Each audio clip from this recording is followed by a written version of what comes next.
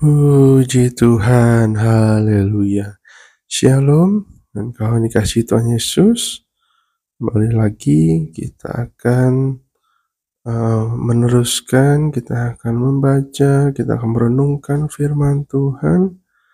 Dan program kita diberi nama BAS, Baca Alkitab.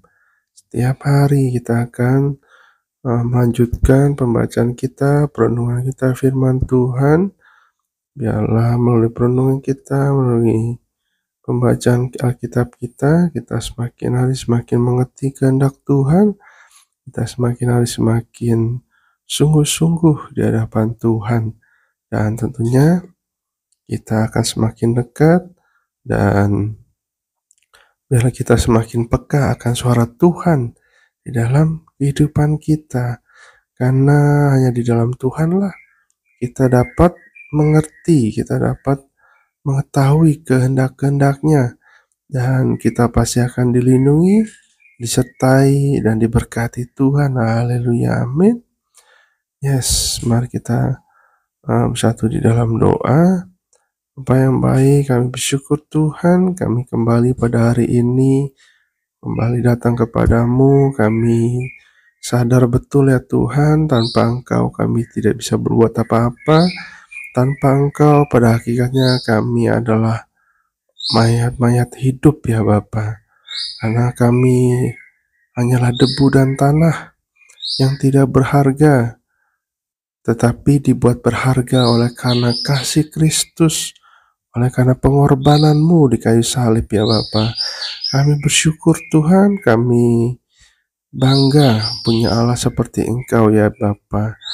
Dan juga kami bangga karena ada Yesus Kristus yang telah mau menebus kami dari dosa-dosa kami, memerdekakan kami, sehingga Engkau melayakkan kami untuk dapat datang kepadamu, dapat beribadah, menyembah, dan memuji serta membaca firman-Mu, merenungkan firman-Mu ya Bapa. Terima kasih Tuhan.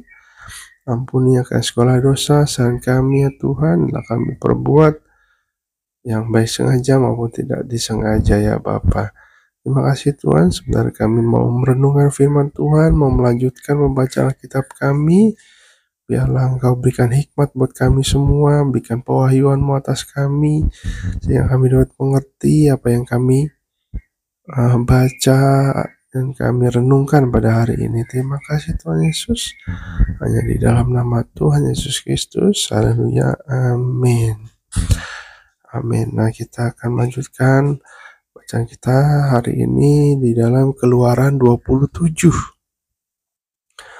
Nah, 27 kita masih melanjutkan dari kemarin mengenai kemah suci. Kemah suci dari Musa, ya kan?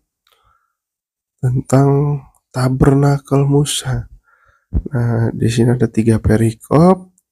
Kita baca dulu dari dalam perikop pertama yang berjudul mengenai mesbah korban bakaran. Ayat 1, haruslah engkau membuat mesbah dari kayu penaga 5 hasta panjangnya dan 5 hasta lebarnya, sehingga mesbah itu 4 persegi tetapi 3 hasta tingginya.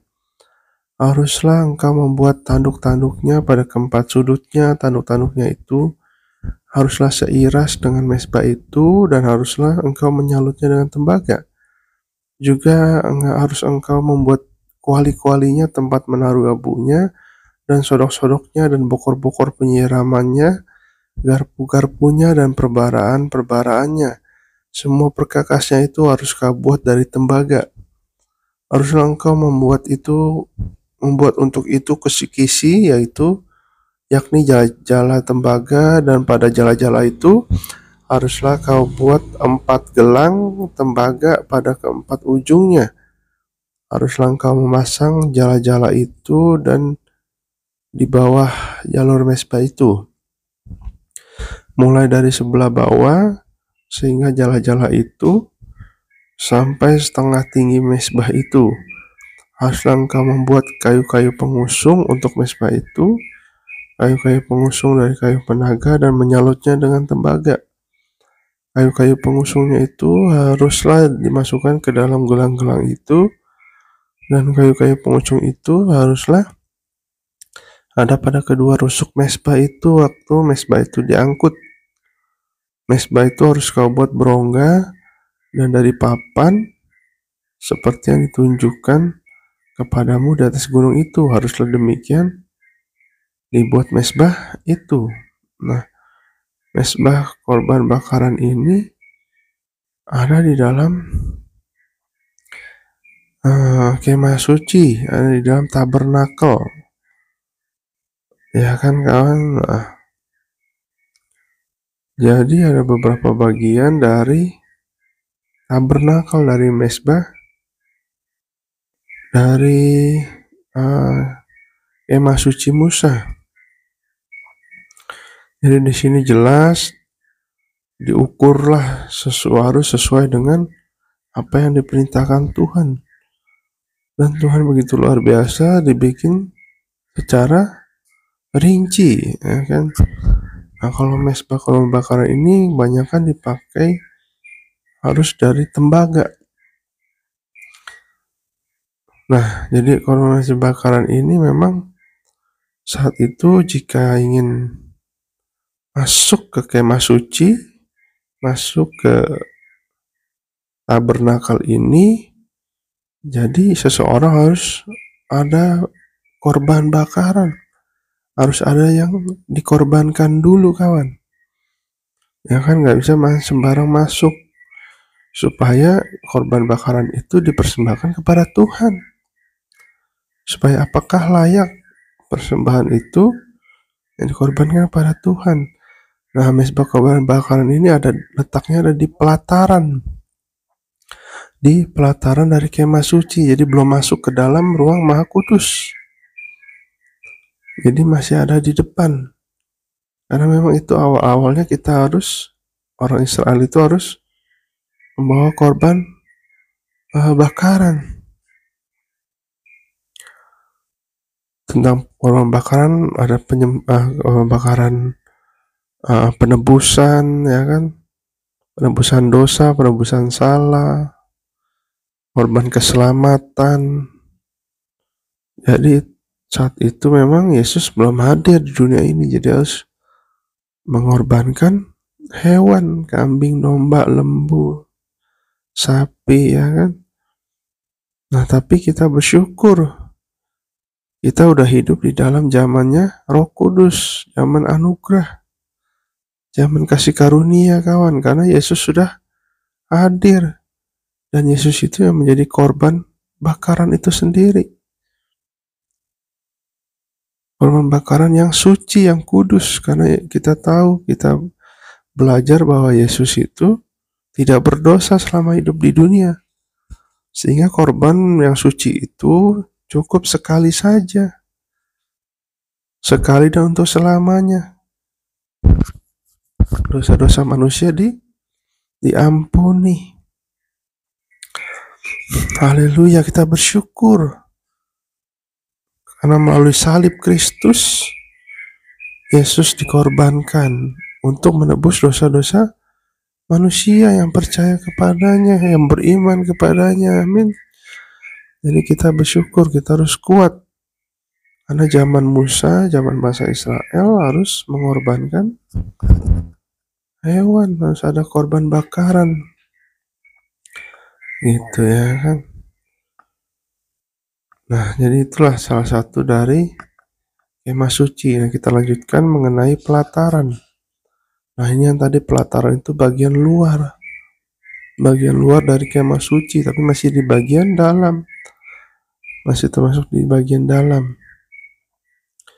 Tapi belum masuk ke ruang kudus dan ataupun ruang Maha Kudus. Jadi masih agak di depan gitu ya kan. Nah, haruslah engkau membuat pelataran kemah suci. Untuk pelataran itu pada sebelah selatan harus dibuat layar dari lainan halus yang dipintal benangnya 100 hasta panjangnya, dan pada sisi yang satu itu tiang-tiangnya harus ada 20, dan alas tiang itu harus 20 dari tembaga. Tetapi kaitan-kaitan tiang itu dan penyambung-penyambungnya harus dari perak.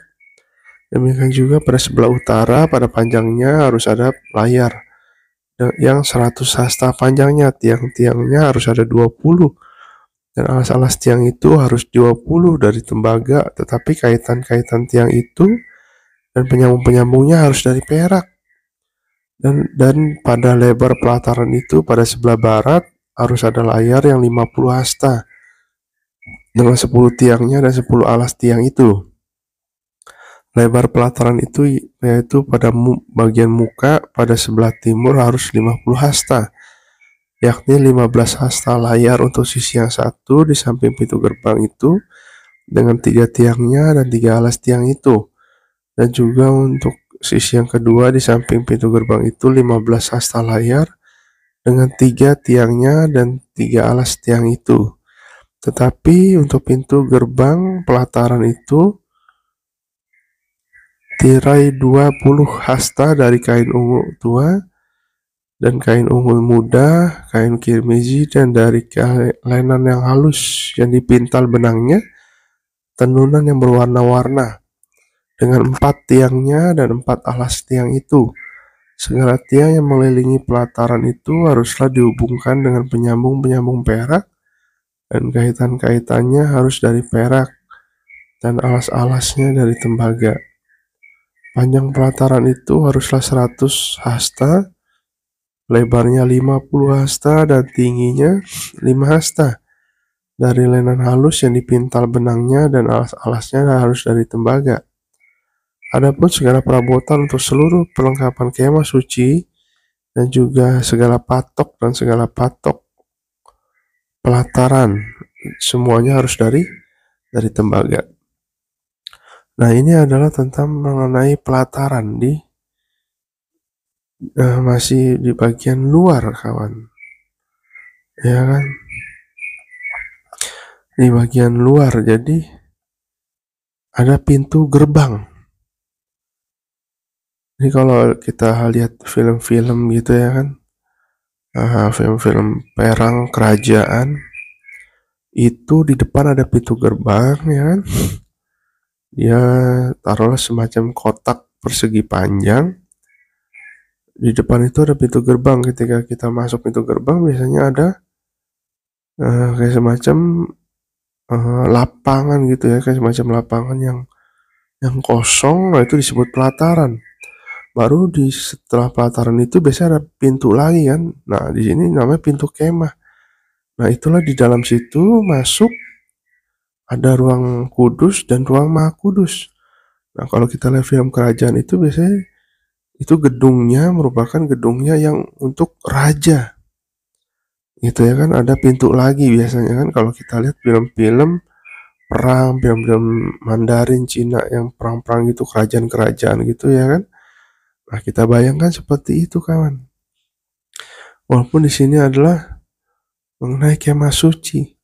Jadi di pelataran itu ada mezbah korban bakaran ketika orang Israel masuk, imam besar itu masuk ke dalam pintu gerbang, dia harus memberikan korban bakaran dulu pada Tuhan. Ya karena di dalam itu juga ada bencana pembasuhan. Nah, baru masuk ke dalam itu ada pintu kemah. Nah, di dalamnya ada ruang kudus dan ruang maha kudus. Nah, jadi ini di pelataran, kawan. Nah, pelataran ini semua kalau kita baca tadi harus dari tembaga, ya kan? Beda dengan ruang kudus dengan ruang maha kudus. Ruang kudus dan ruang maha kudus harus pakai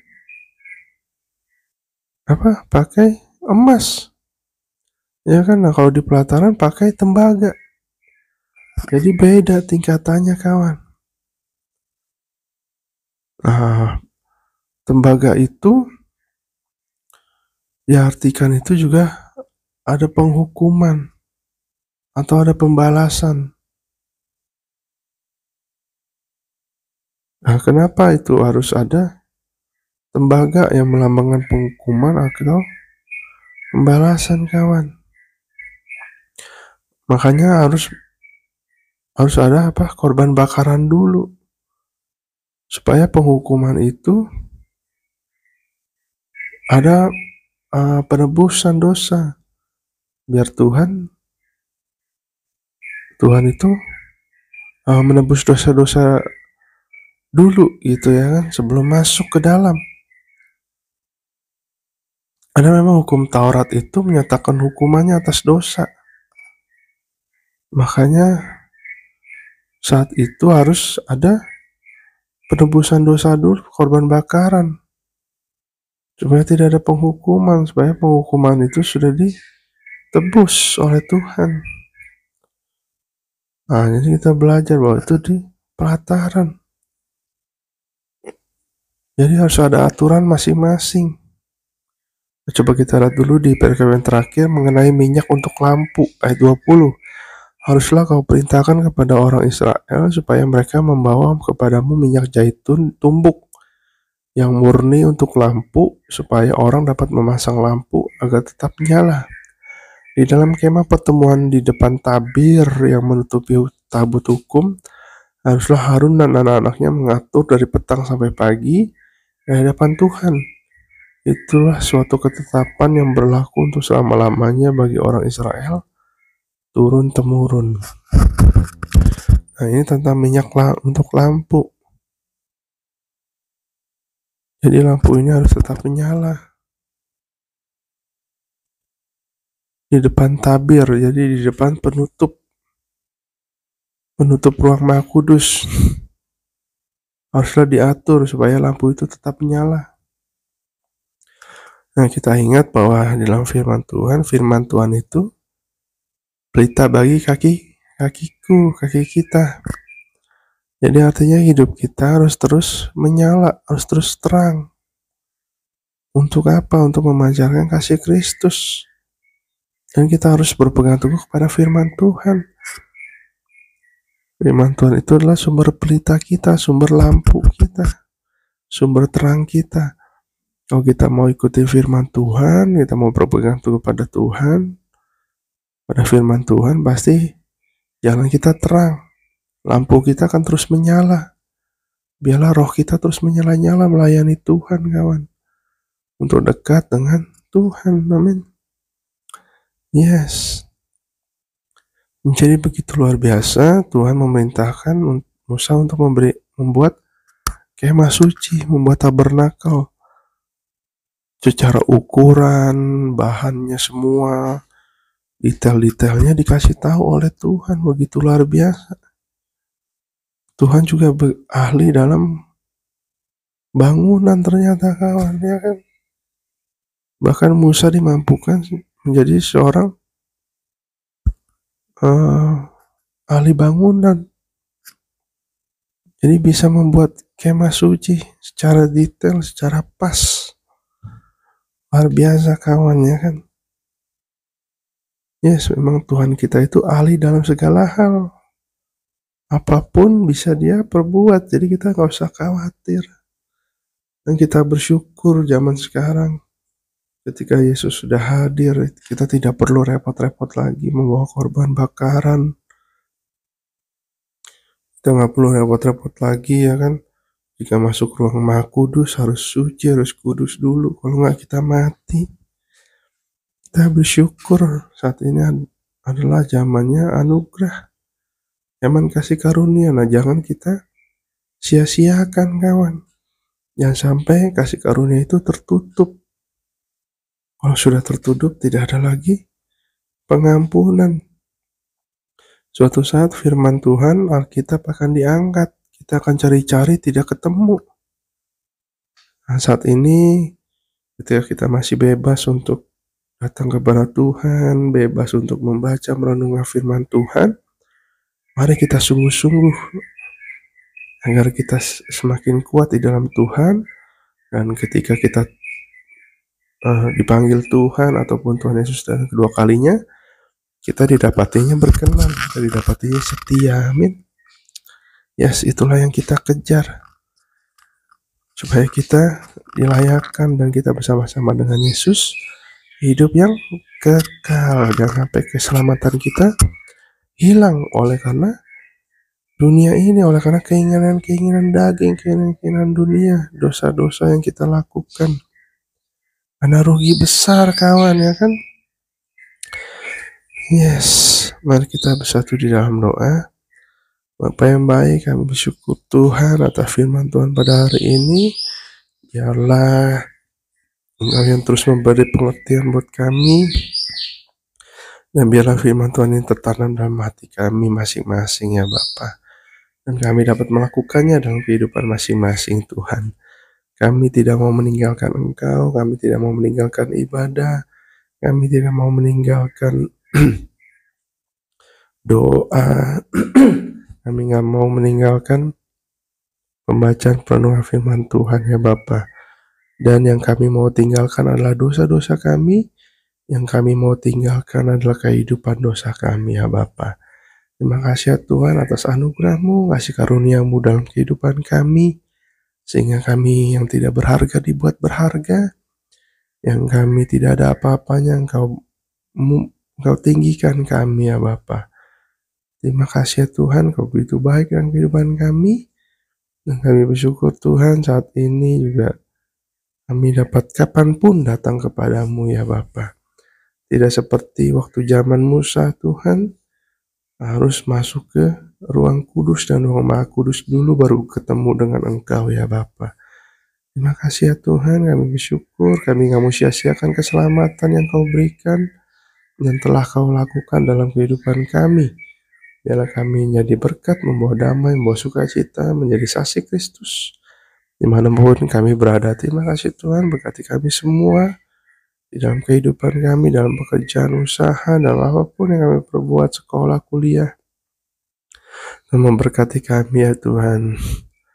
Kami akhirnya percaya hari ini adalah hari berkat, hari ini adalah hari mujizat, hari ini adalah hari pengalaman kami bersama-sama dengan Yesus. Terima kasih Tuhan, kami sudah berdoa, kami sudah membaca firman Tuhan. Biarlah Engkau memberkati kami, memberkati program ini ya Tuhan, agar kami terus dipimpin, dituntun oleh Roh Kudus-Mu. Di dalam nama Tuhan Yesus Kristus, haleluya, amin, amin. Nah, terima kasih kawan-kawan. Nah, kita akan terus merenungkan firman Tuhan, kita akan terus membaca firman Tuhan. Terima kasih, Tuhan Yesus memberkati kita semua. Bye.